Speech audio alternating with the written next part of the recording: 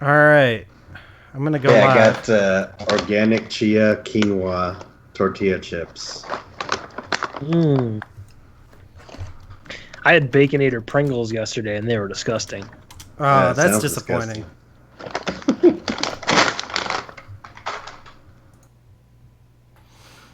I really wish I didn't have to continuously resize these video streams.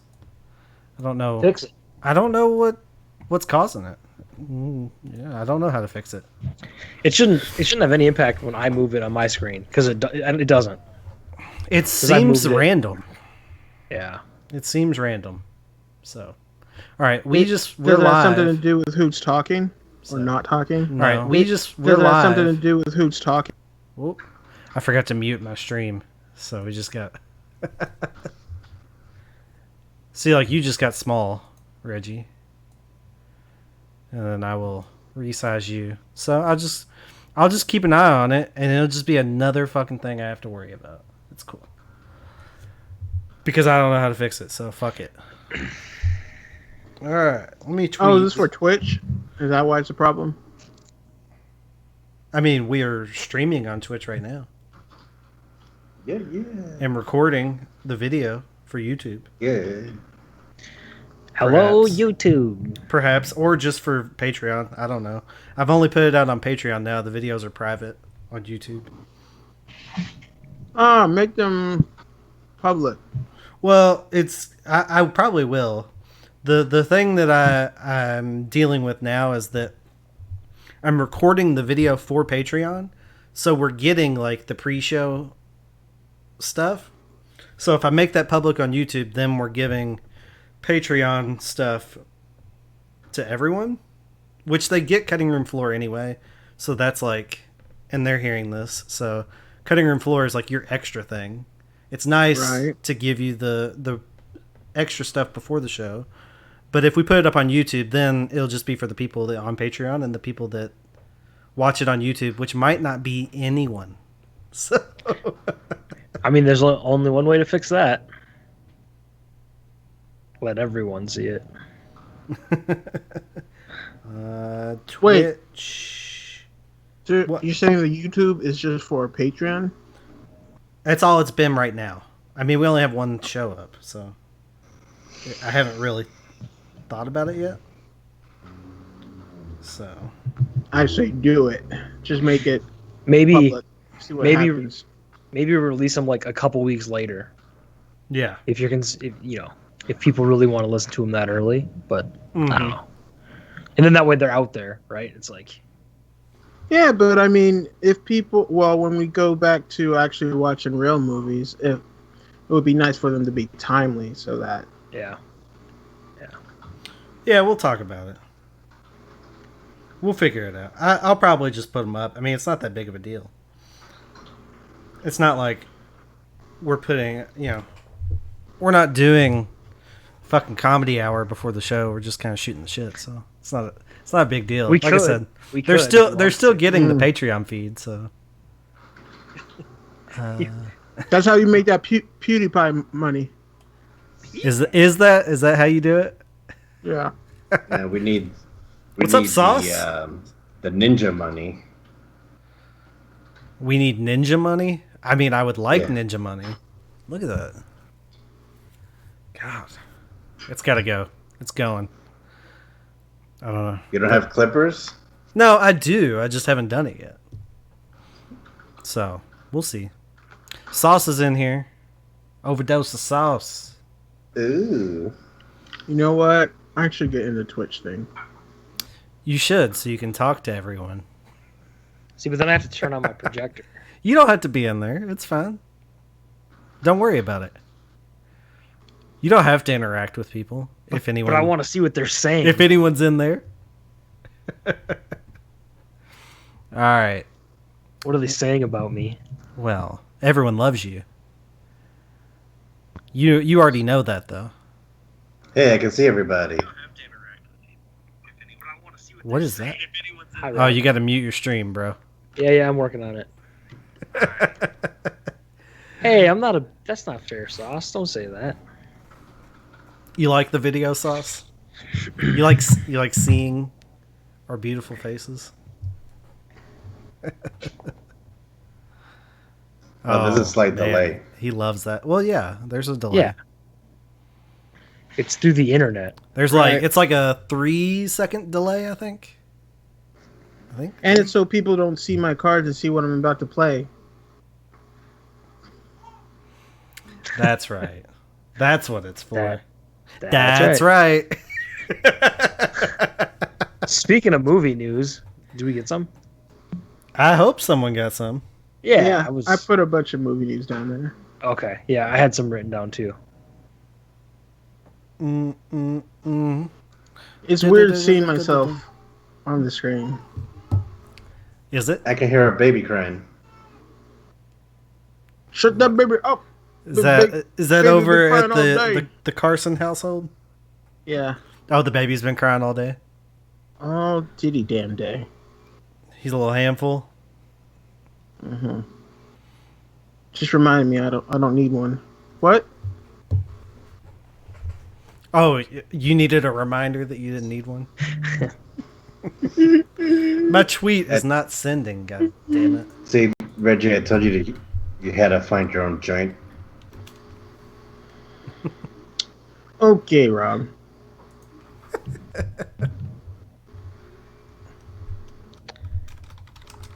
Was the rent like really bad over there or what? Dude, you all up in my finances.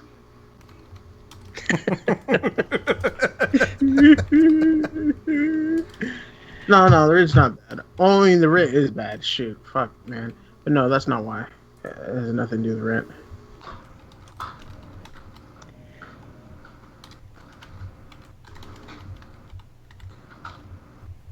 Okay, let's try this again.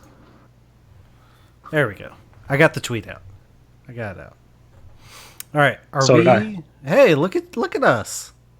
Hey, Just a Every couple bit of of audio on guys. Just a couple of guys sending out tweets that kind of look like each other's. You know. aw, Sauce, Brent's favorite movie. did you realize, Sauce, that that's the only movie I've ever walked out of the theater on?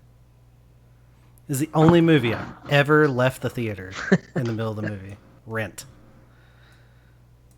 Oh dear. This week, I feel like this week it's gonna be Reggie's video that gives me fits.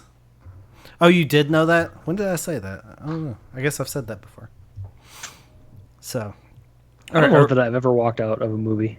no, I never? have 3 movies now. Okay, Bruno. well, what are they?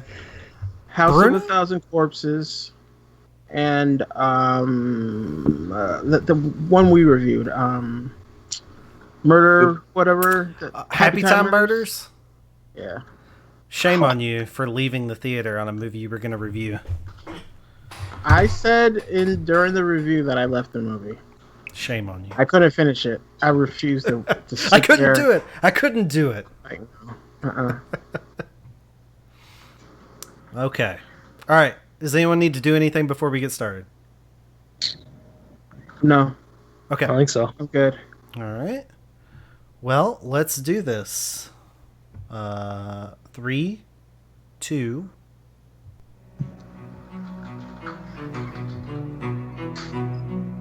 It's Rob and Brent and my Reggie dude, and don't forget it also features Dawson too. We gonna give you all the dope reviews, but first we'll hit on all the movie news. Cha-ching, cha-ching, box office due. In between the news and the reviews, there's not a lot that we don't do, so turn the volume up, cause we coming through. Put your headphones on and tie your shoes. Jackman and Grant, we got all the views. We're like Brando in Godfather 2. We're gonna make a podcast you can't refuse.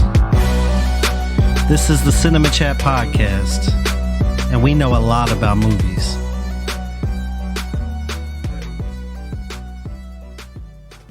Welcome back to the show, everyone. It's another episode of Cinema Chat Podcast with Rob and Brent and Reggie, featuring Dawson. I'm Brent. And I'm Rob.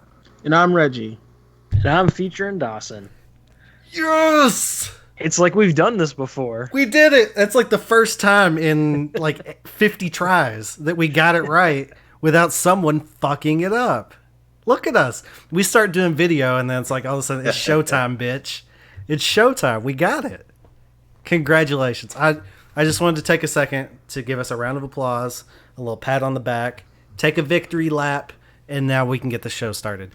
This week we're going to be reviewing 1999's Go, starring a bunch of people that you've heard of before, likely that you may not have ever seen the movie, but we'll review that and all that other business. But before we get to that, I have a question for you guys.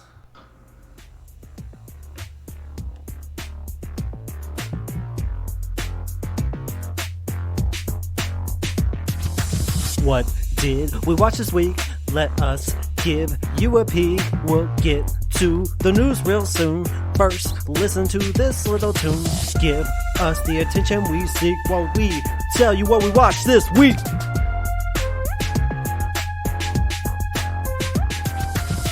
Tell them, Rob. What did you see? Tell them. They want to know.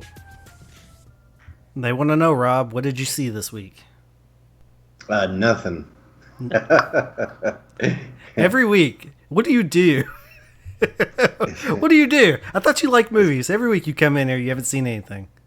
Yeah, it's like work and then video games. Well, maybe you should start a video game podcast. If you don't like movies. No, I'm kidding. Nah, I like movies. Just nothing to watch right now. Well, Reggie, is there anything to watch? Yeah, I actually watched a lot of movies this week. I watched this Korean flick, Time to Hunt. It was pretty good. It's about these kids who, like, I guess I wouldn't say it a post-apocalyptic future, but like one where obviously, I don't know, Korea's gone to shit or something. But they pull off this heist, and then they're being hunted down by like the people that they stole from, and it's about them and their friendship and it's things like that. Then I saw this movie on Netflix, Marry Men. It's a Nigerian movie.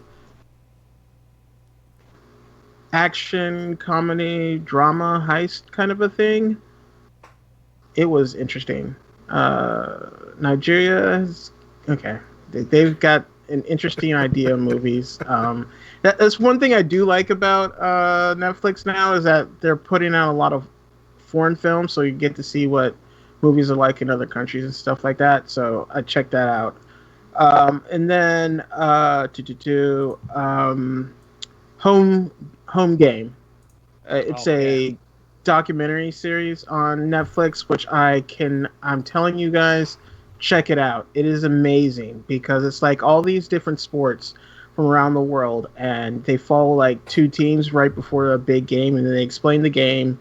They explain like the traditions, things like that, and then you are led up to the game, and they show like the big match and things like that. And they have things like Congolese wrestling, and they have like some sports from Florence, and it's really interesting stuff. I highly recommend that. And lastly, I watched this Jay Mohr movie. It's kind of like a horror movie, and the name escapes me because I rented it on Redbox, but it was alright. So during our watch party for Go, you were like, whatever happened to Jay Mohr? Why doesn't he do more stuff? Right. And then did you go search out, like, let me see what Jay Mohr's up to? No, I was at Redbox, and I was like, I kind of want a horror movie, or I just want to see what's going on Redbox. And then I saw that Jay Mohr had a movie out. I was like, I'm just going to rent it just because Jay Mohr's there. It's like the universe was saying, hey, check this out. It was answering my question. See, right now is where I wish I had a camera for Rob, because he's yawning like a motherfucker. Yawning, that's story. I could get on my laptop, but that's a shitty camera. I mean, it's better than no camera. That's what I'm on. I don't want you to Forward do it for right it. now, so we'll try again another time. Dawson, did you watch anything this week? Yeah, I was tricked and I watched the Eurovision Song Contest on Netflix. The Adam Sandler, or not Adam Sandler, sorry, Sandman on the Brain, Will Ferrell and Rachel McAdams movie. No, is that her name? Yeah, that's who it is. And it's not good. Don't watch it. I compared it to like a mix of. They feel like they stole like the Zoolander storyline. It's like the kid wants to be something that his dad doesn't approve of. There's even a scene in the movie where his dad's like at a bar watching his kid on TV, like Zoolander. It's like, come on, it's bad. Don't watch it. Yeah. Yeah. Anything else? Sandler movies? I started to watch. Dude, if you're gonna yawn, at least mute. I started to watch Home Game because Reggie said it, and that was good. I'm only 3 episodes in, I think. So Which ones have you seen so Is that far? on Netflix? yeah, it's on Netflix. Like the Gladiator one, the first one, Oh, that was so good. the Free Dive, and then like the Highland Games. Okay. Yeah. Yeah. Yeah, I'll have to check that out. You know what? I just remember. I did watch that the floor is lava episode, first episode. And it's pretty funny. You are the first person that I've heard say anything positive about that show. I watched one segment of the first episode and I turned it off. I've heard nothing positive out of that until you just said, like, it was pretty funny. I saw the preview and I was hovering over it. And I was like, nah, not tonight. This is not for me. Not for me at all. Speaking of... Sauce says it's terrible. Sauce is in the chat. Yeah. He says it's awful. I did finish Last Days of American Crime. Talk about terrible. Yeah. 2.5 hours of it. You know what the real problem with that movie is? It is 4 movies crammed into one. And like each separate movie would probably be interesting in its own right. Because like every character in that movie has their own movie. Yeah. And they aren't done any kind of good service. Like their movies aren't fulfilling in any kind of way. But like if they had been their own movie, it actually would have been 4 great movies, probably. And everything was so drawn out. If it would have been an hour and 40 minutes, it would have been better. Yeah. I'm not 'Cause, going like, to watch that. There's one point in the movie where I'm like, we're halfway in this movie and we're finding out that this guy banged his stepmother and is hated by his dad, and I'm like, the fuck is going on right now? I don't like that. They don't like it. I didn't watch anything new this week that I can recall. I did go back and rewatch The Social Network last night, just because we had kind of talked about it a couple of weeks ago on something, and I wanted to see if it was as good as I remembered it, and I did thoroughly enjoy it once again. So, Reggie, I know that you have a problem with like historical, like borderline history films. Films based on true stories. Yeah. So I don't know if that would transfer for you, but it's a fucking great movie, and I enjoyed watching it. Is now a good time to talk about what happened with our Voodoo accounts?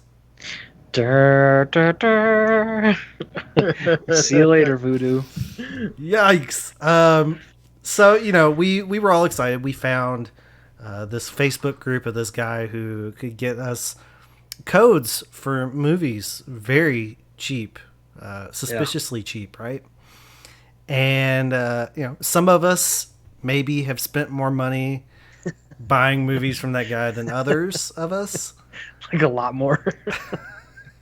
But Fandango bought Voodoo, and I guess that they implemented a system that went back and checked the email address of the purchaser of the movie for InstaWatch, cross-referenced it with the owner of the movie in the Voodoo account, and if those 2 email addresses didn't match up, see you later, no more movie. I don't know what your guys' count are up to, but I've lost 70 movies to date. Woo! I gotta double check. I was at like 37 last night, but there was more. It's probably closer to 50 now. I Oh, heard no. they're still gonna. I heard they're gonna do it throughout the whole month. So if there's movies that you haven't lost yet, like I haven't lost Sonic yet, you may lose them coming up. So it's a sad day. We all kind of knew it was a House of Cards kind of deal. Yeah. So I mean, I'm not you're gambling. surprised. That's why I didn't put all that much money into it. I think I may have spent maybe $20 or $30 total. Well, I tell you what I If thought was that. going to happen. I figured he would get shut down eventually. Yeah. Yeah. And then like it would be over, but I would still kind of have the movies. I'm not super bummed. There's some people that are pissed at the Yeah. guy. I mean, I'm just like, come on. Like, what did you think was going to happen? They're like, I want a refund. Like, bitch, you think you're getting a refund off of that? That money's gone. Kidding I think me? I only have 4 movies left. I mean, I'm out not of that everything. far off. I'm not that far off. So, So- but the movies that you That's scan, why- the, that's why the I don't DVDs, trust- we still have. I mean, but that's why I don't trust digital media. Like, if you don't have it physically, then you really don't own it, because any moment something like this could happen. You know, your games that you own digitally on, I don't know, like PlayStation or something, that could all go away with a bad, I don't know, decision or something. You know, like somebody selling their rights or something like that. And it's like, that's why it's like, I just can't trust digital media for that reason. And that's one of the reasons I didn't put a lot of money into it, because I was like, I don't know what's going on here, but it seems shady-ish. And I was like, I'm just Shady adjacent. right. Because like, here's the thing. At the end of the day, I can find everything that I lost. Like the Alien movies, I own all those. The only thing that I'm really out on is, like, I don't own any Fast and the Furious movies, but you know, I mean, you can Not find so them. much. Right. Hey, and then like you the watch Rambo movies. So like I had the Rambo set, Aliens, Fast and the Furious, and then I had Knives Out and The Gentleman. Yeah, there was some I lost, like, that I didn't get to see. Like, I didn't see Gentleman. I didn't see Bloodshot, which I didn't really care about seeing, but yeah. All But those you've- bundles too. But you've seen you've seen Gentleman, right? I didn't. You weren't on that episode when we reviewed that. That was on my Your paternity leave. forced paternity Your leave. forced paternity leave. My paid paternity leave. I'm a good boss. I'm a good boss. Yeah. What do you want from me? Paid my salary while I was out. 100% of your salary was paid while you were out. But... Everything was paid. All right, are we ready for the? Oh Do you think you're gonna get any of that stuff back? no, No. no, It's gone. chalk it up as a loss. It's gone, boy. Even the ones that I did watch, though, I would say, like, I saved money probably from spending $6 on a rental. Some of Yeah. those new movies, or like the Way Back, that was $20 rental, and I got it for $3. I So- got that one. I didn't even watch it. I mean, I've seen it, but Yeah. So I mean, I think I got Waste. my money's worth out of it. I just hope we don't lose the UPC one next. I don't think we will, though. I don't know. well, yeah. Even if we do, if it's not That's only come by last week. honestly, it's your fault. So Yeah. So who bought who? Fandango bought Voodoo. Okay. So they said they weren't going to change anything about the service, and this is not them changing anything about the service. This is them actually like cracking down on their terms of service. Yeah. So I still want to know how he got all those codes anyway. Like, I'm still curious about that. I don't know, and I don't think you're ever going to get an answer to that. But there are people You think- that like want his head, and I'm like, dude, Oh, yeah. everybody, Yeah. calm But down, that's on them. calm That's on down. them. You should have known. It was too It's good like- to be true. I was downloading this song from Napster, and I got a letter from the FBI. I'm gonna blame Sean Parker.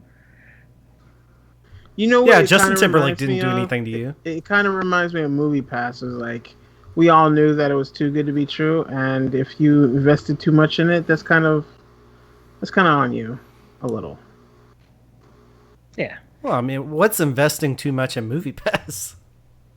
Well, I mean, I feel like everyone came out ahead on that one. yeah. well, the investors didn't. They sure did. No, that okay. I'll go with you on that. Anything else before we get into movie news? Just real quick, the name of that movie was Hunter's Moon. The Jay Moore movie. That's the Jay Moore movie? Okay. Yeah. Also, Thomas Jane was in it for some reason. The Punisher? Yeah. Did you say this? Did you say for some reason? Yeah. I'll say this. Like, I love Thomas Jane because even when he's in something bad, he gives his 110%. Because, like, this is a movie that he had to know was going straight to DVD, but he was still in it to win it, you know? And it was just... It's fun to watch him do his job, to do his craft. Okay. All right. Well, let's do some movie news. It's the question of the week. Your answers we seek. Question of the week. Movies. Whoopsie if you're gonna doodles. Keep playing that, Wrong I'm gonna button. come up with a question of the week. Cindy, the news is on. Insightful. Good news. If the headline is big enough, it makes the news big enough. Timely. The news goes on for 24 hours a day. Well prepared. You like Huey Lewis on the news? Well, I got some bad news for you. Do you want the Aladdin news or the Aladdin news? The Aladdin news? This is movie news. All right. I didn't put the movie news in, so who wants to take the lead here? Anybody? Probably should have talked about that before we did this. I'll take the lead. Just like the EU is taking the lead and revitalizing the film industry.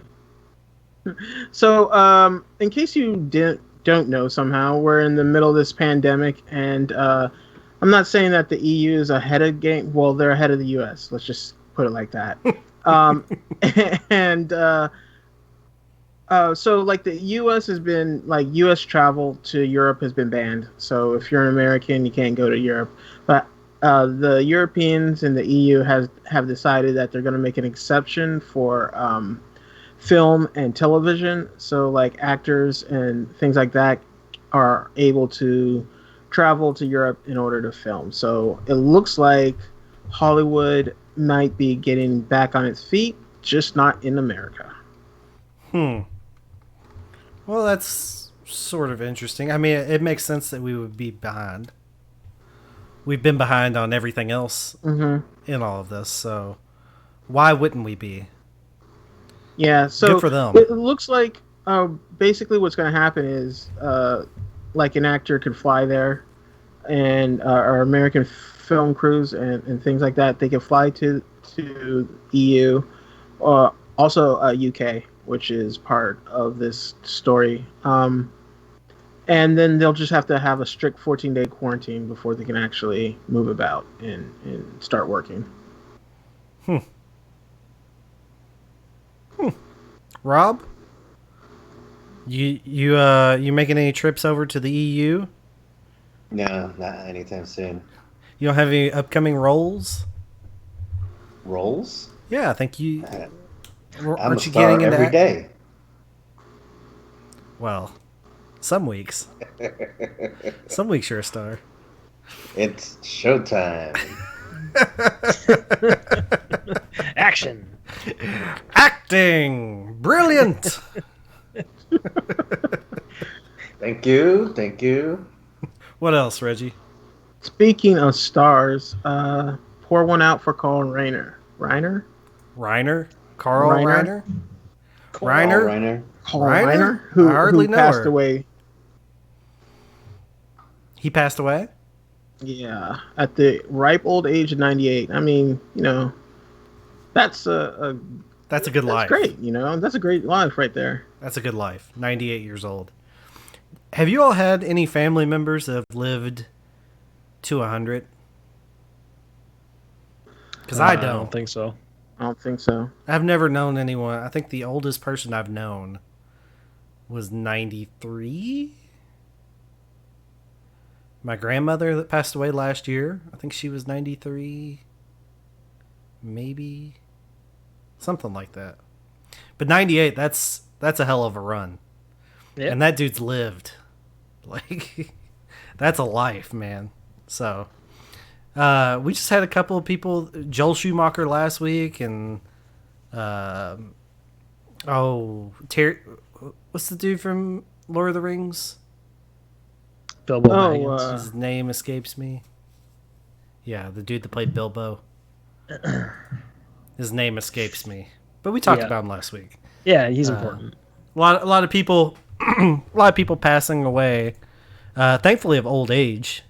You know, for most of them. Yeah, not the COVIDs. Hate to see them taken, but you know, it's worse whenever it's early. Sauce says my wife's great grandmother is 105. Oh boy! Wow. That. I mean, good lord. Is she still getting around, Sauce? Is she still mobile? Hey. Whoa. Whoa. That's shame. That's his wife's great grandmother. Why do you think she's 105? Oh. Ugh. Let's move on. 105 never felt so much like. Never mind. 105, always alive. Dude. My goodness. All right. Come on. Let's pull out of this nosedive. Pull up. Okay. Pull up. Oscars voting body hits their diversity target. They added 819 new members. Some of those members include Eva Longoria, Cynthia Erivo, Awkwafina, Zendaya, Constance Wu, like the whole cast from Parasite, basically, too. And a bunch of other celebrities. But yeah, so like the Academy has had problems with the people that vote, and then their whole Oscar So White Part 2, Electric Boogaloo, and all that. So like they're trying to address that, and they've added more people so that hopefully we'll get more diverse representation during award season. Representation, never a bad thing. Sounds like a lot of African American and Asian actors, which we've seen many more roles for those minorities in particular lately. I feel like with Crazy Rich Asians, and as you mentioned, you know, Parasite winning Best Picture last year. Jordan Peele's had a couple of big movies lately. Not so much the Latino actors. I feel like Latino movies have sort of decreased here in recent years. Like I can't think of a major Miss Bala star. What's her Gina Rodriguez? I mean, she's not a huge star, but yeah, like I think like the biggest role for like a Latino or Latinx person is what J-Lo's role in what was that movie? Hustlers. Hustlers. I lost that one. That was one that I owned on Vudu, and I lost it. Didn't even get. I mean, I saw it in the theater. I saw her on the big screen in that one.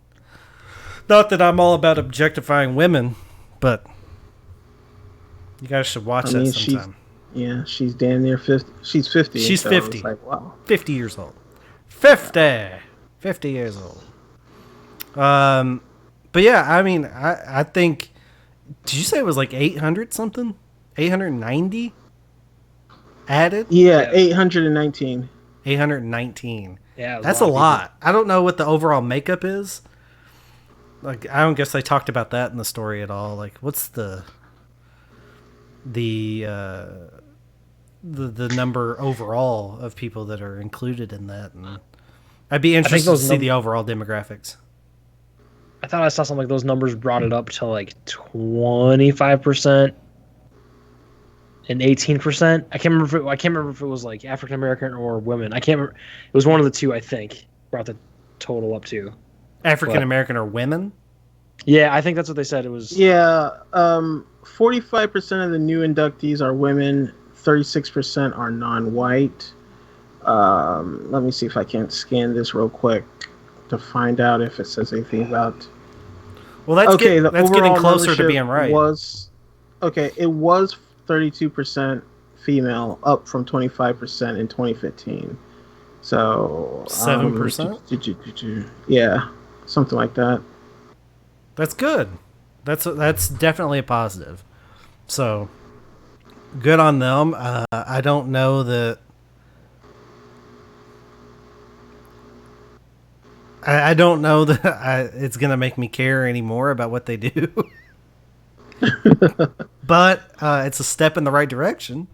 I'll say Yeah, that definitely a much. step in the right direction. Like my initial response was, I still don't care about the Oscars until we actually see results. Like, if it's still going to be a thing where people still aren't going to get the recognition during like award season, because like also the problem is that Hollywood doesn't give a lot of opportunities to people who aren't who, like underrepresented people, Mm-hmm. So until we see like more female directors, we don't have a lot of that. And even when they are out there, they're not getting like nominated for best director.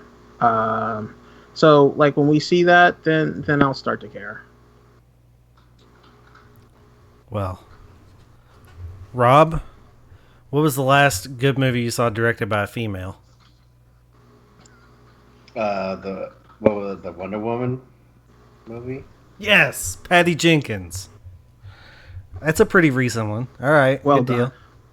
Good deal. All right, moving on. What's your segue for this one? What was that? What's your segue for this one? Moving on. I don't have one. Damn it. Well, I did, but you threw to Rob. That threw me off. Oh, it's on me. It's my fault. Yeah. Okay. Yeah. Guilty as charged. But you know what? There are things that we can do to fix things. And speaking of fixing things, Netflix is planning on giving 2% of their cash flow going forward to economic development in Black communities. Basically, what they want to do is, we were talking about how Hollywood doesn't give a lot of help to or doesn't really promote a lot of these communities. So what Netflix is going to do is they're going to like build, I guess, outreach, basically, to give money to directors so that they have stories to tell, and that they can share their stories. They pointed to stuff like Ava DuVernay's The 13th and Explain Racial Wealth Gap, things like that. And basically they're trying to make it so that more of these stories can be told and seen. Nice. What is Netflix's cash situation? Right. Is my next question. And it's funny you say that because when I first saw this story, I was like, "Oh, that's good. What's 2% of nothing?" I mean, I don't want to say it's nothing, but I mean, it's going to be something. They're not going to say we're giving 2% of our. I think 2% of cash is a very pointed word. Not saying 2% of revenue or 2% of X, Y, or Z. 2% of cash sort of gives them a little wiggle room, I think. I don't know. I mean, I'm not a fucking accountant, but they're bleeding money over there. Yeah. Well, apparently, also this is going to go into like black banks, I guess, so that because black-owned banks are struggling or whatnot, and they're basically trying to revitalize the wealth gap between Black Americans and other Americans. So well, I guess there's more to it than just making movies. It's things like that. Well, it's definitely it's definitely there's a theme in all these stories. Like it's a positive, it's movement forward, and it's great that they want to change try to attempt to make a dent in making the change in the wealth gap between those communities. But I feel like there's going to have to be a lot more done both systemically and in terms of other businesses giving cash, because I don't know that Netflix's 2% is going to make that much of a dent. But I mean, I don't know what else you could want them to do. Like I said, they're bleeding money as it is. Right. So right. I don't know. I mean, I applaud them for the effort, and you'll never hear me say like so and so gave X amount, like that's not enough. Like I am one of those people, like if you're gonna give anything to charity, good on you. I know a lot of people say like, they could give more, I could give more. That's fine, but if you're gonna give anything, like I'll applaud you and move on. Especially whenever you're in the position that a company like Netflix is. It seems like anything they would give away at this point would be, I guess, maybe you make up for it in goodwill. Yeah. Somewhere, maybe. I don't know. I just look. You know what? I'm glad they're doing this. I'm kind of confused as to. Well, you know what? Helping out is helping out, and it just seems like such a weird thing for Netflix to do. I'm glad they're doing it. It's a head scratcher. It feels like a reach. But I don't know. Dawson, Rob, anything? Well, I think Netflix normally works, 100 million in debt or whatever it is. That's just their normal mode of operation. So I don't think that's going to affect them any fashion, whatever they do. Okay. Dawson, good anything? job. Good job. Maybe Before we'll we move spark on. more companies to donate money. I don't know. That's the hope. Like, you have to hope that somebody sees this and they say, we should probably do something in these veins too. Yeah. That's the hope. Do you know how much debt Netflix has? I just looked it up. I was curious. I know you're going to tell me. Price is Right numbers, guys. I'm going to say $2.9 billion. Rob, how much debt do you think they have? 150 million. Dawson? I guess I'll split the difference. I'll say 1.6 billion. Okay. It is billion. Not nearly that much. Brent gets it. It's 15 billion. Oh, shit. Holy 15 billion? Fuck? Yeah. Maybe they'll sign us to a TV show. Man. Good night. It's Adam Sandler's fault. No, 15 billion? $15 billion in debt. With a B. With a B. I don't understand how, like, it's just one of those things, like, I don't understand how money works. Money just does not really exist. It's a construct. It's beyond a construct at this point.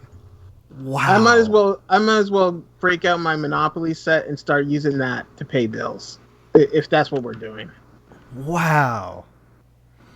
The two guys that started Facebook with Mark Zuckerberg, they each have like 13 billion. $15 billion.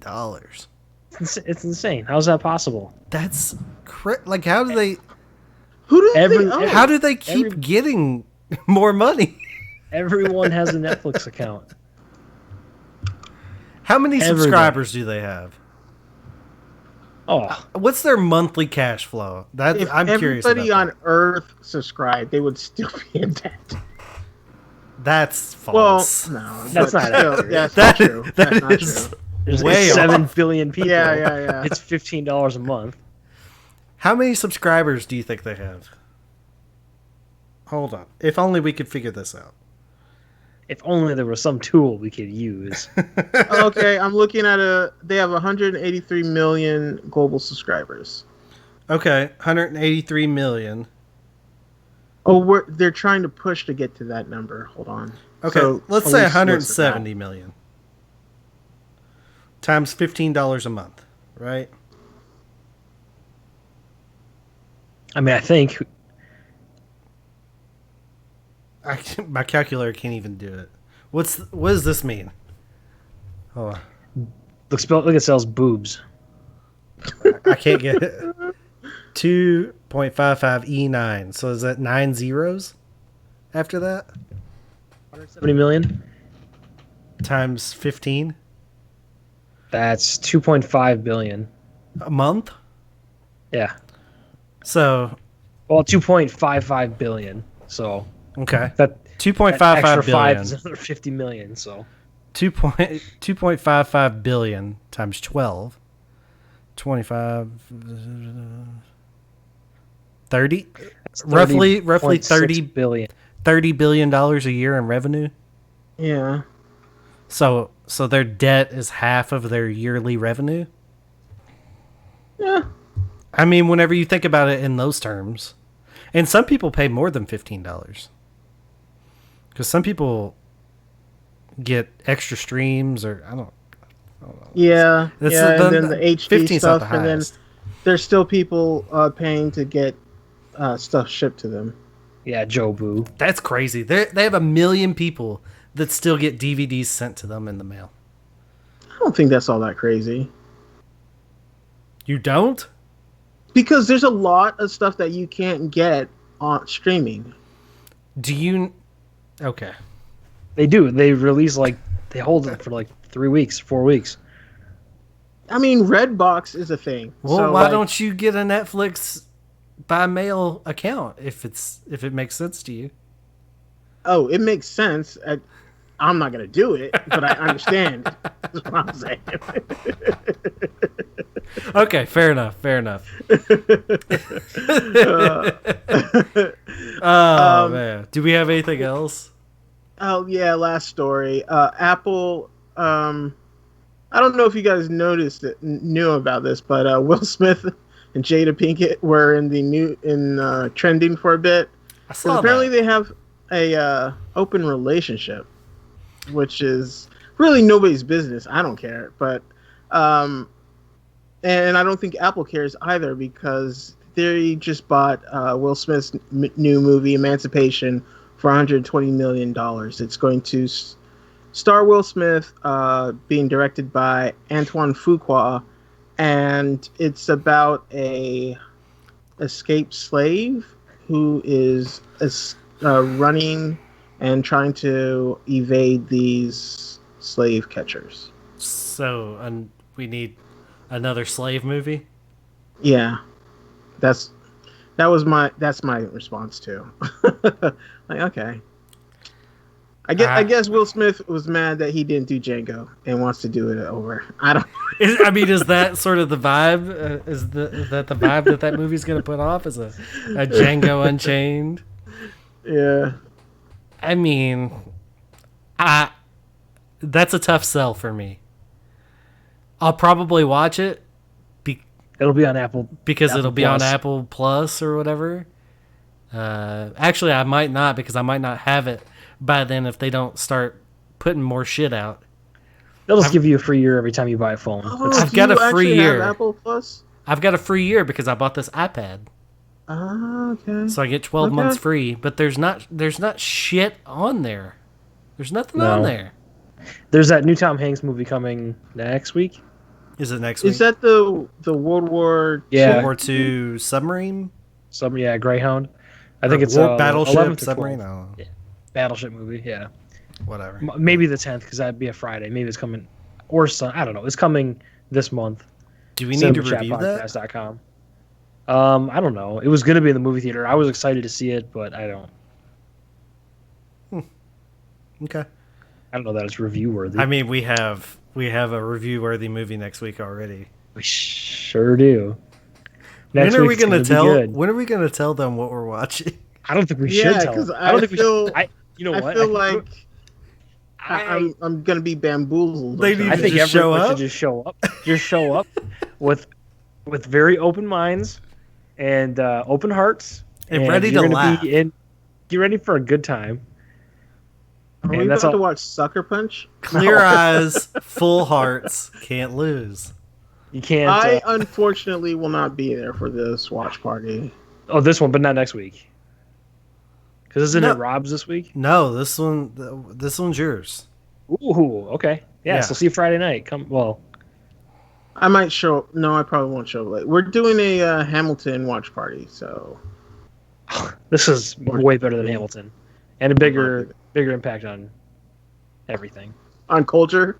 Yeah. It's bigger than the Tony Award winning Hamilton. Hella impact on culture. 20-year-old movie. I think maybe you just cancel the Hamilton watch party and watch this. Okay. Squirrel notes. I had 3 really quick news pieces I wanted to toss in because I came somewhat prepared. 3?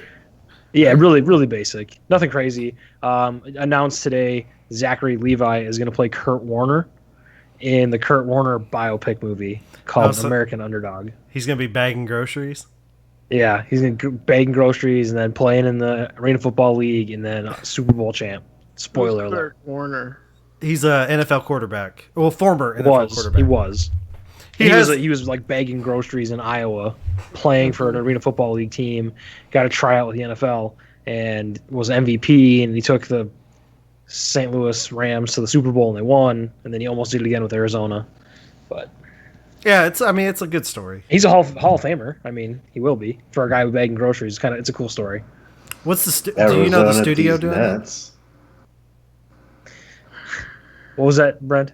Do you know the studio that's doing that? It is Lionsgate. I thought it was Chokama. What's Chokama? Second piece of news: Bill and Ted 3 was pushed back. Oh no! 2 weeks, just 2 weeks. Oh, okay. Because everything's getting pushed back 2 weeks. Because Tenet got pushed to August 12th, and that was the same day as Bill and Ted, and they didn't want to compete, so they pushed it back. Oh yeah, Christopher Nolan heard us complain, Yeah. Reggie. He heard us, and he's pushing it back again. 2 more That's another weeks. piece of news. And then the last thing, this one hits home. Oh God! Is they are developing a live action Magic School Bus movie. Oh no! Starring Elizabeth Banks, so as Miss Frizzle. So that's gonna be coming to an end. It's gonna be amazing. The Magic School Bus is dope. The internet lost their collective shit when they found out that she was cast as Miss Frizzle, and I do not understand why. I think she'll be good. Yeah, it's her. I think her she's studio, good for that role. Her production company is the one that's kind of doing it. So, I think she voiced who did the new Netflix one? Dude, you're out of your mind if you think I know the voice cast of Magic School Bus. I didn't on even know Netflix. Netflix did a Magic School Bus. Yeah, they did a new one. I think it was either Elizabeth Banks or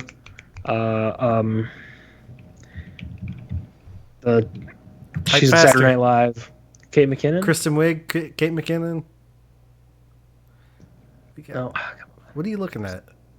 Look at I had to. The window popped up. It's like you're looking around something to get to it. I am looking around. I'm like, get out of here. It has 2 seasons. Miss Frizzle's sister, Fiona. Oops, Fiona Fizzle? Fiona Fizzle. Who the hell was the voice of it? Sorry, guys. I'm usually quicker on the draw, but I got something in my way. Kate McKinnon from Saturday Night. Kate McKinnon. Okay. Saturday Night Live. I think that she would be good, Reggie. Whoever you said the internet lost their mind. I didn't lose my mind, but I think if you were going to cast someone as Miss Frizzle, I think she's pretty good. Yeah. I think she would. I think she's good too. Like when I first heard about this movie, I was like, am I excited for this? Not really, but I kind of want to see it. All right, right on. I'm in. 2020 whatever Magic School Bus Cinema Chat Podcast. Book it. Episode 600. We're not gonna go that. It's not gonna be that far out. You know we only do one a week, right? Episode 700. We have to get 12 years of this podcast to get there. No, wait, no. Episode 700 is when we finally review New Mutants.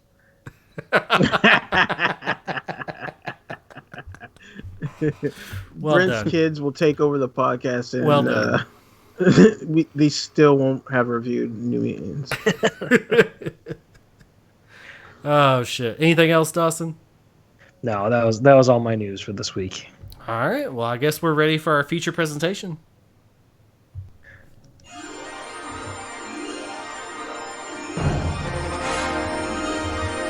And now, our feature presentation.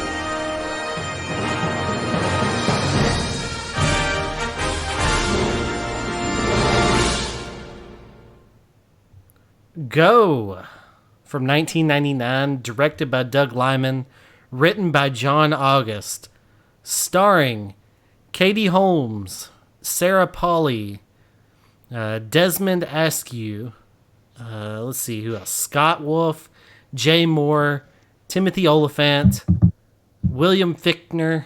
I feel like there's some people that had some smaller roles that I might be forgetting, but that's Diggs. Tay Diggs, Breckin Meyer. Not Tyrese. Not Tyrese, no. You tried to act like you thought that was Tyrese. I know you knew that wasn't Tyrese. Just because they're black and bald doesn't mean they're the same person.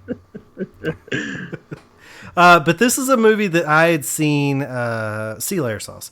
This was a movie that I had seen back whenever it came out, maybe slightly after 2000-ish time frame. And I've always really enjoyed it. They take 3 different stories and tell them in a way that they intersect with each other.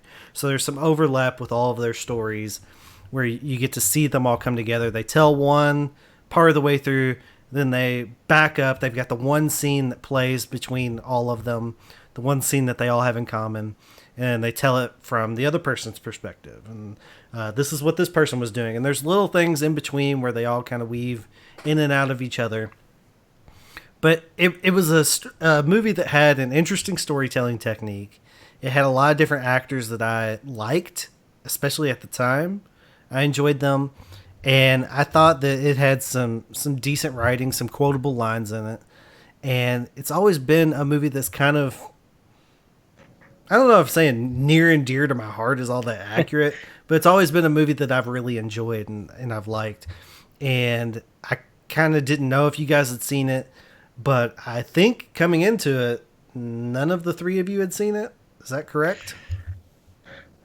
I remember seeing the box and the art. Yes.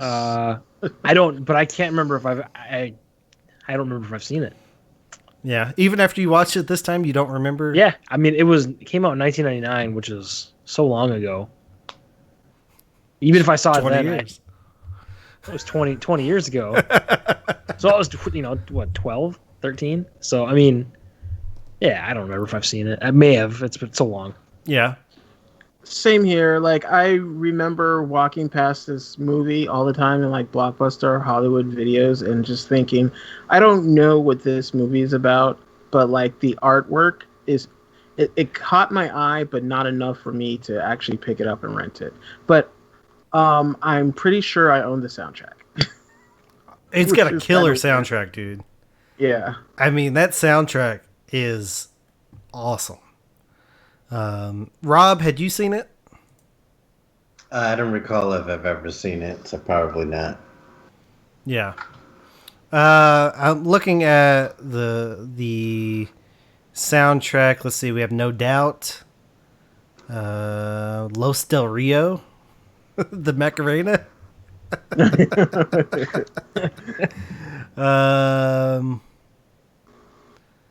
Let's see. Dean Martin, DJ Shadow, Fatboy Slim, the Bellamy Brothers, Lynn. You got a little Steal My Sunshine. Lenny Kravitz. Lenny Kravitz. Eagle Eye Cherry. Ride. Yeah, Steppenwolf. Dude. It's a killer soundtrack. Natalie Imbruglia. Oh, shit. Yeah, download that shit right now. It's a killer soundtrack. I like it. I like it a lot. But yeah, no, this is a movie that I've always enjoyed, and it's a movie that I like sharing with other people because in my experience, people typically like it. I don't know where any of you stand based off of your opinions during the watch party, so it's going to be an interesting little bit to see how that turns out because I'm anxiously awaiting your guys' thoughts on it.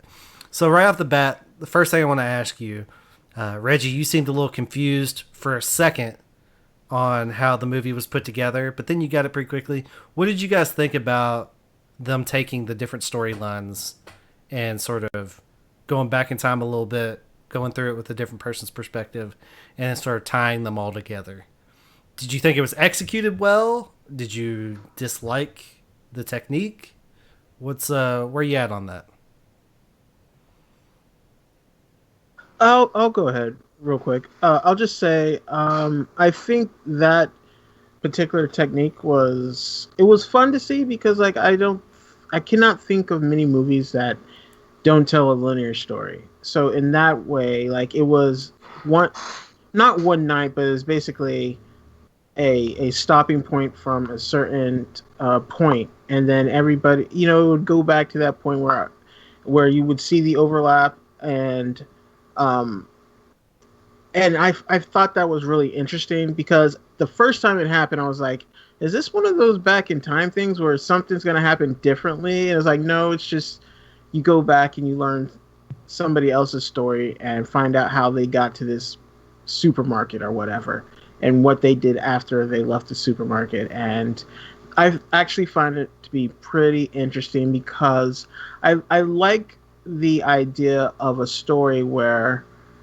you kind of find out, you know how people are always like, you don't know what somebody went through on a certain day, like before they, you met them or whatever. And this movie kind of explores what happened to those people on a certain day before you met them. Mm-hmm. And I just found that really interesting. And then on top of it, it was funny as hell. So that helps a lot. Like, just everybody was dealing with their own kind of weird day, but it was so funny. And like, there were real stakes, but I never felt like, I didn't have the anxiety of watching like, oh my god, someone's about to get killed in a horrible, gruesome way or something like that. So that's kind of fun. Except when you think someone might have gotten killed.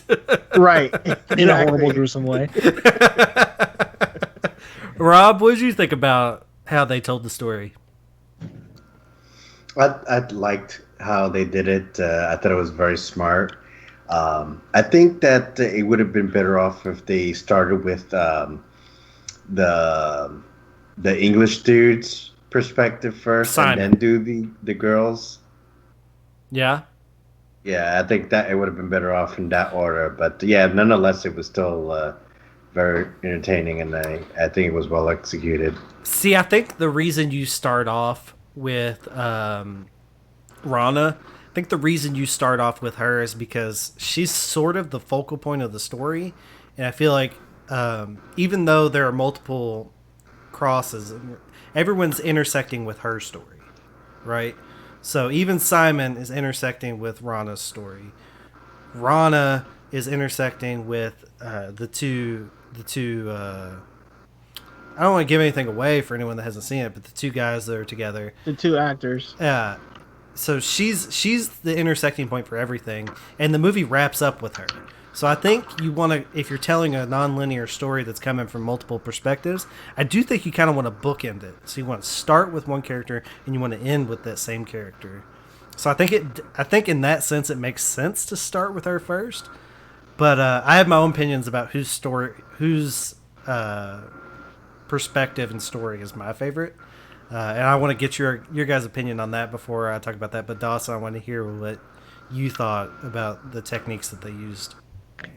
Yeah, I mean, I'm a fan of this style. A lot of Tarantino movies are similar in that mix, and I like like Pulp Fiction, Reservoir Dogs. You get that type. So I do enjoy that feel. So I'm on board with it. Mm-hmm. I can see more. I would like to see more movies do this too. Did you have a favorite? So you've got Rana and Katie Holmes' character Claire, I think is her name. You've got their story, and then you have Simon, who's going to Vegas with his buddies. And then you have Adam and Zach, who are the actors, played by Jay Mohr and Scott Wolf. Is there a storyline that you liked better than the other? Like, if you had to rank them, I guess, from favorite to least favorite. Like, do you have? Oof. I'd probably say Simon's is my favorite. Then Rana's, and then Max and Adam and Zach. Yeah. Yeah. Adam. Yeah. Rob, what's your ranking? Yeah, it's the same as Andy's. Okay, Reggie. I would go with Scott and Jay Mohr's, and then it's kind of a toss-up. I would probably have to go with Simon, and then Rana. Rana's last. But So, I think Timothy Olyphant actually Yes. kind of had his own story too, but it was just told in everybody else's story. so he's And my I favorite think character. his story was probably one of my favorite characters, if not my favorite story. If I was picking a favorite character, Timothy Olyphant's drug dealer is hands down my favorite, because I think the way that he delivers his lines, he has such great delivery. Like, remember, he's like, I give head before I give favors. I don't give my best friends heads. The chance of yours getting a favor pretty fucking slim. Like, just the way he delivers his lines, I love. Like, Todd is my favorite character. I think the Vegas story gets a leg up for me, but just because I like movies with gambling in them, and there's there's stuff that happens in Simon's story that we don't get in other stories. But also in Rana's story, we get her druggy friend that takes too much Yeah. too much ecstasy, and he gives some of the funniest stuff, like the scene where he's dancing in the supermarket with that woman. Oh my god. Yeah. It is so funny. But then Oh no. there's stuff that dog, get that fucking dog. There's stuff in each storyline that I just absolutely love. Like in Simon's, whenever they're in the car and Breckenmeyer's telling the story about the girl's contact lens, Tay Diggs is Right. still, like, everything about those four friends and their the way that they interact with each other. I love that because it reminds me of like, it felt like a very real friendship between the four of them, I think. Yeah. Aside from Reggie, there was a certain line that was said that you're like, I don't think anyone would get away with that with me. Yeah, definitely. And I was like, My that's a mother's line- mother's mother. Right.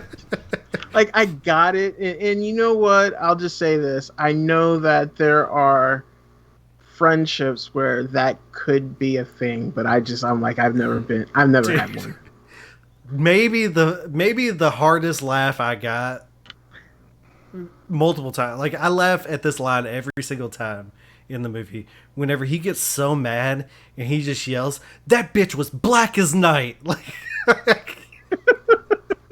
I can't handle it. I can't handle it. Yeah. So there's little pieces about each storyline that I love, like Adam and Zach's. Like, I love the cop, played by William Fichtner, and whenever he takes them to his house, he's telling them all about his pyramid scheme. And it's funny too, because Confederated when products. that first started, I thought it was gonna be like some sex dungeon thing, and it wasn't that. And William Fichtner's delivery is so good because he gets so offended when they call it Amway. It's not Amway. It's Confederated Products. It is hilarious. Rob, if you were picking like a bit in the movie, because we just named several of them, if you were to pick a bit in the movie that was your favorite, because I think what I'm learning is that we all at least enjoyed this movie on some level. So I want to kind of pick out the good stuff now. If you were to pick out something that you enjoyed the most, not a storyline, but a particular section in a story, what would you say it was? I would have to say it would be like the Simon like car chase scene. Yeah. Where they're running around and then the hilarity ensues. I thought that was pretty entertaining. He's a terrible driver. Yes. How did he get the car perpendicular in the alleyway? Like, yeah, that car just fit in the alley, and he had it bumper to bumper up against the walls. Yeah. So I don't know. But yeah, I feel like I'm glad to hear that you guys liked it, but what were some of the things that maybe you didn't like about the movie?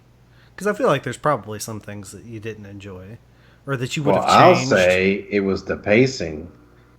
especially in the beginning and in the end. Okay. It is an hour and 42-minute movie where they fit 3 storylines together, but okay.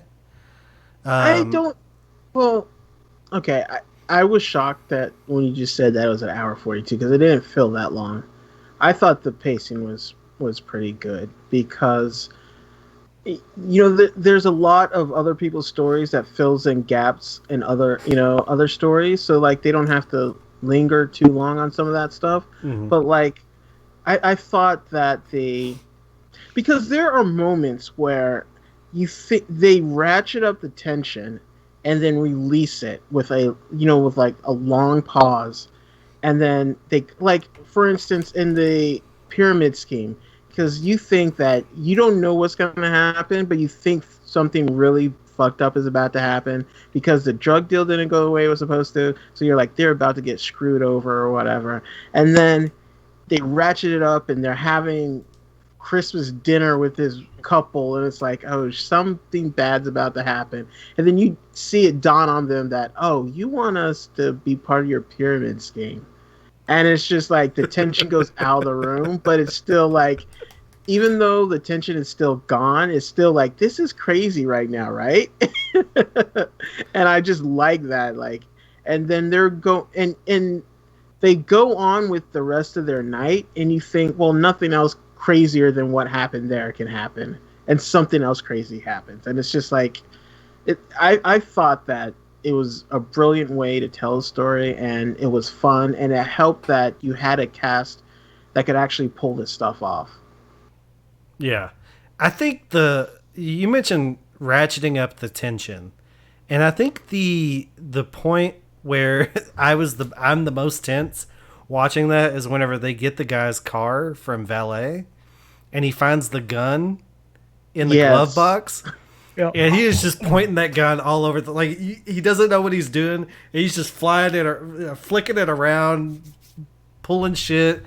I get nervous. I mean, I don't now because I've seen the movie so many times, but I could see in the chat people getting nervous with him. That was me playing with that gun. I don't like this. I was just like, because you saying that sort of reminded me of the feeling I got the first couple times you watch it, and you're just like, he's gonna shoot himself or someone else, because up to that point, like, there hadn't really been. I'm trying to remember. Does the thing happen to Rana before that or after that? I guess it's before that. Yeah. So you've already seen one person sort of hit a point where it's like, oh shit, like shit got real. Yep. Yeah. And then you get to the next story and you're like, oh, shit's gonna get real. Like you feel like they're building on each story, like something worse is gonna happen in each one, is sort of the vibe that I was getting. And he's just flinging that gun around, and God bless Taye Diggs, because he lets him point it at him like 7 or 8 times before he tells him to stop pointing it at him. And then he does it again. He just like snatches it. Oh man. I think there's a lot to love about the movie. But I didn't know, especially with it being 20 years old and you all coming to it, like, I didn't know if it was going to be something that would translate all these years later. So we heard what Rob would have changed. Reggie, anything you would have changed about it? I mean, not really. I thought it was great as is. Even 20 some odd years later, like the way they dropped the music in, I thought was good too, because it kind of felt like it was setting up the moment or ending a moment. Shoot, is there anything I think the only thing I would change is Timothy Olyphant. Like, I kind of would like to have known what happened with him for the whole sequence of this movie, because like I kind of felt like he could have gotten his own story. That's what I was gonna say. Seeing him pop up in everybody else's story, it was fun too, because it's like, as crazy as that night was, he was part of just about everything, and like it would have been interesting to see what it was like from his perspective. Yes, I would have wanted more Todd. That's what I would have said. Like, Give me more of the drug dealer. Let me see that. Let me see more of his story. Dawson, what about you? I mean, my biggest complaint, I guess, was the premise of this whole movie being around $100 drug deal gone bad, and then a handful of minutes later, she's walking out with hundreds of dollars. It's like, why don't you just do this shitty drug scheme in the first place and not get into this position with a drug dealer? That kind of threw me for the loop at the beginning. I'm like, she just she just made like $500, no problem. And yeah, so I mean, that was my biggest gripe. But after that, it was fine. Yeah, so none of this happens, right? If she doesn't need the money, like if she could figure out to do that scheme, but it's sort of like it's a domino effect, right? So everything that she does leads her to the next thing. So she wouldn't have thought to have done the drug deal if those guys hadn't shown up and talked her into getting the drugs for them. And then she had to go back to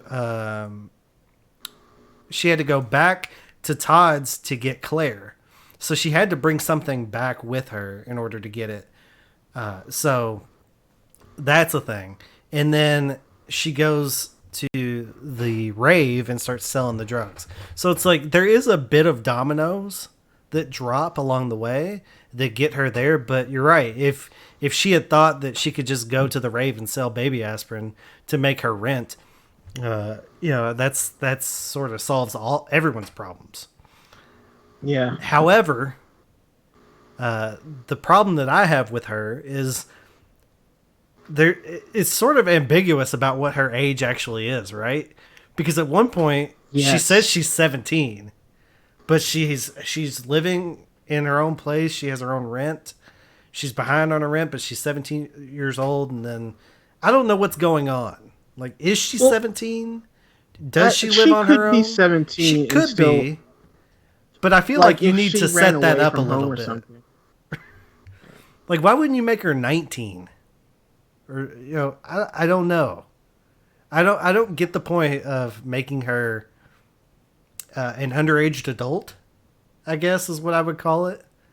Also, I kind of think she just said she was 17 because she knew that he was a cop. See, and that's the other thing. Like, I don't really know how old she is. They don't give me context, and that is something that has always bugged me. Like, I don't know how old her character is. Yeah, it does bug me that it's so ambiguous about who she is and what her story is, because we do. I think this story takes place over the course of less than 24 hours. Yeah, something like that. So it's a quick. It's not really. It's not a slice of life movie, but it's a quick story that takes place in a short period of time. So, but if there was anything that I would change, it would be cleaning that up a little bit, because I would like to know more about Rana and how she got where she is. It's not necessary, but I would like to know more. Like, the story still works without it, but I don't know. So, Reggie, your favorite performance was Timothy Olyphant, right? Yes. That's mine as well. Rob, do you have a favorite performance? Yeah, I would have to agree with Timothy Olyphant's performance. Yeah, I would have liked to have seen... What the fuck? Is that your dog? Yeah, hold on. Your dog's just panting into the microphone?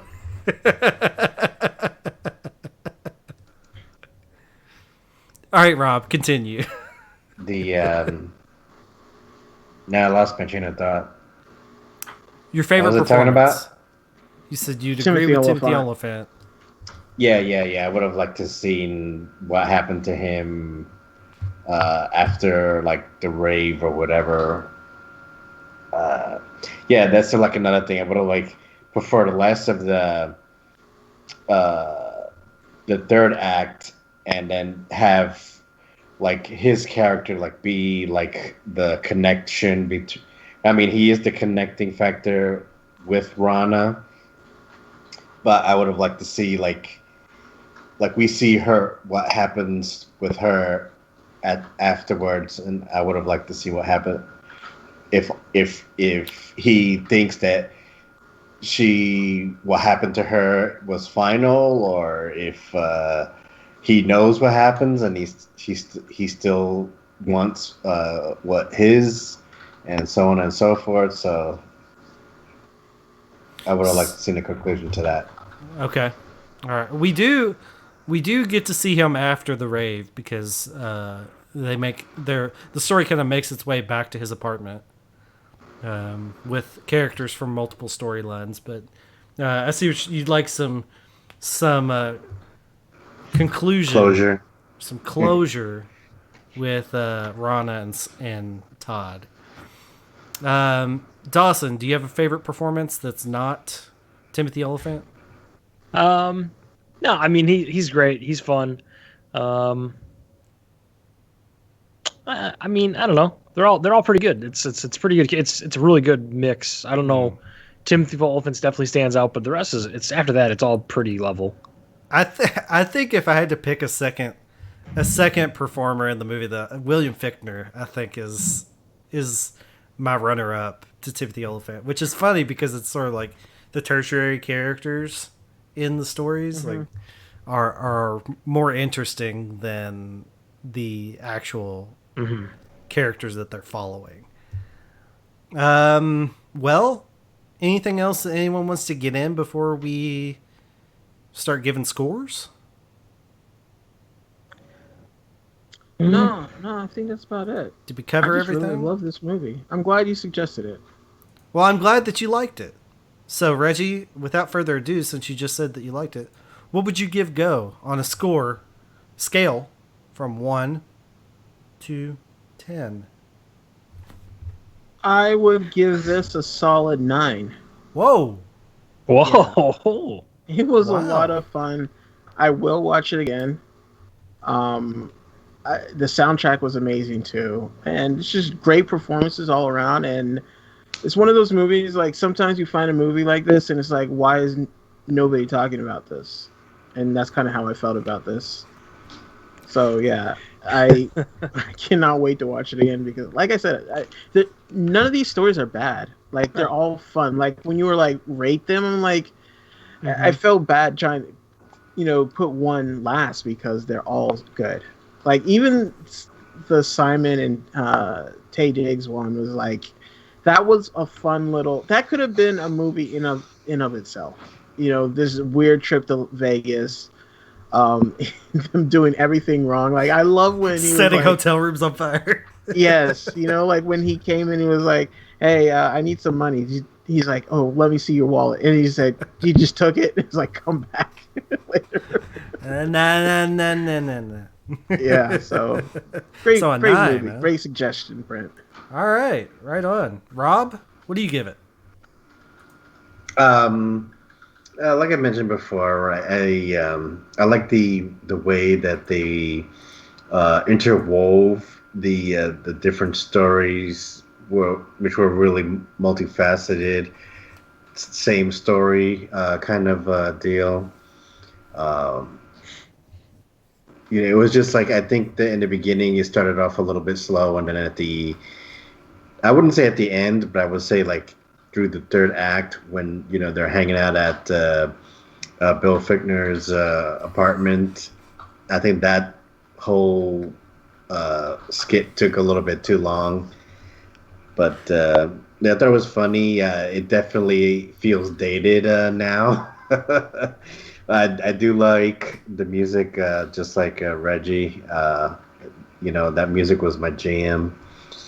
But all in all, I think this movie is passable. It does, not too bad, not too good. Definitely, you could edit some scenes out, and it'd be good, good for TV.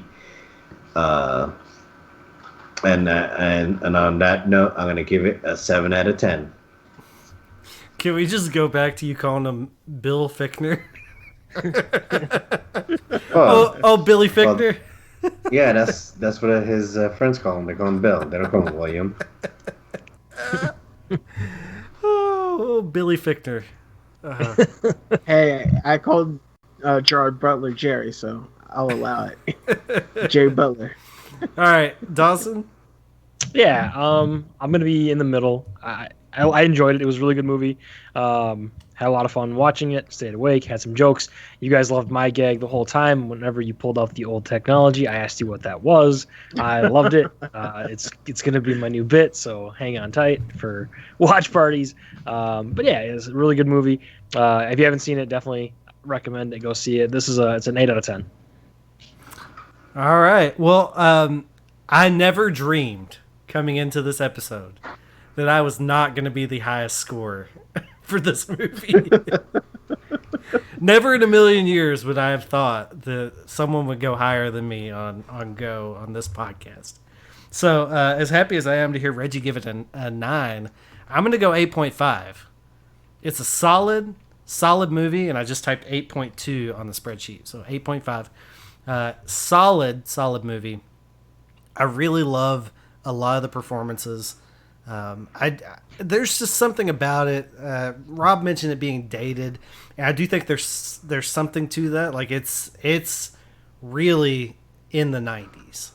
I know it was 99, 2000, but I feel like the clothes and the music. You got No Doubt playing during the credits.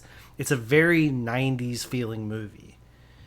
And I'm not saying that's a bad thing. Like, I love 90s movies, but I do think that there's something about it that maybe doesn't age perfectly.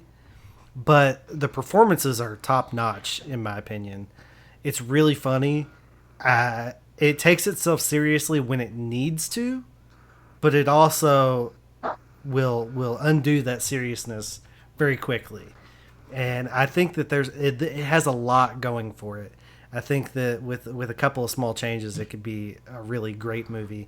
And it's a shame, and it pains me that there aren't more people that know about this movie. So if you're listening to this podcast, hopefully we've talked about it glowingly enough that you want to go watch it. It's not readily available on any of the streaming services that you might subscribe to. So you're probably going to have to rent it somewhere. Or if you have the very premium network, you could probably get it on there, maybe. If you have that subscription, I'm pretty sure you can get it on there. But it's top notch, excellent movie, set firmly in the 90s. But I love it. It's fuck it. It's near and dear to my heart, Dawson.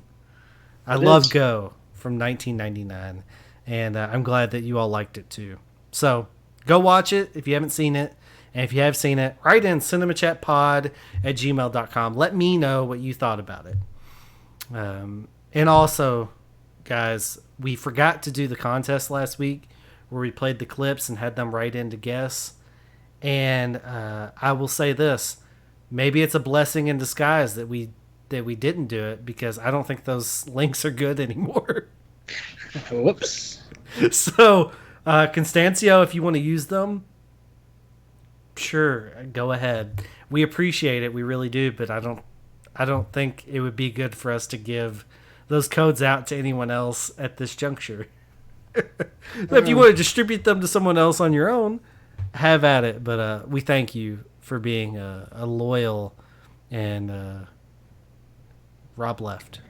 His Skype crashed. Oh, okay. Well, we miss you, Rob. Sorry that you weren't here for the end of the episode, but that's it. That does it. Toodles. We'll see you next week whenever we review The Secret Movie, which you'll have to wait to find out. You'll have to wait and find out. Is it this movie that's in What's that? the spreadsheet? There is no. Oh no! You put in the spreadsheet. I did, because I didn't want to forget. It's a foreign film. You've never seen it before. It might be that one. I might have forgotten to change it. Don't say anything. It's a secret. You're gonna have to watch it, Reggie. You gotta watch it. It's gonna be good. It's gonna be I good. think we should dude. get Turd Hat to join us. It's gonna be good. You're gonna have a good time with it. All right. Bye, everyone. Good night. Bye.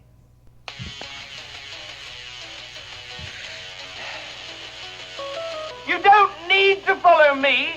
You don't need to follow anybody. But you can follow us. I'm Brent, and I am X, not Malcolm. And he's Rob, and he's Rob 1. There's also Reggie, who is Hit on. We can't forget about Dawson at Andy! Underscore Dawson. Don't forget to follow the podcast at CinemaChatPod on Twitter. And check out our website, cinemachatpodcast.podbean.com. I'm following you now. I'm just gonna follow you everywhere. I'm just gonna follow you the rest of my life. Thanks, Peter. Now, if the rest of you would get off your ass and follow us, that would be great. Mail, motherfucker. Oh, and don't forget to send your emails to cinemachatpod@gmail.com. We'd love to hear from you. Please, send us something. Have a good week, everyone. Goodbye.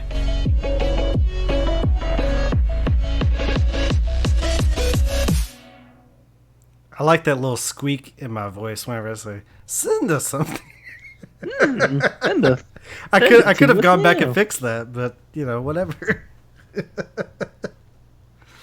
Now everyone's going to have to go back and listen to it. If you haven't heard it before, you'll hear it now.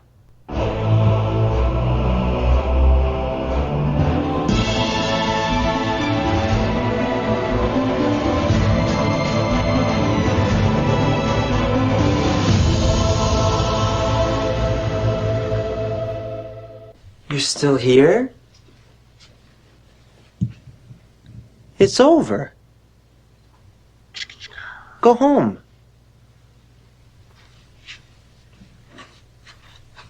Go.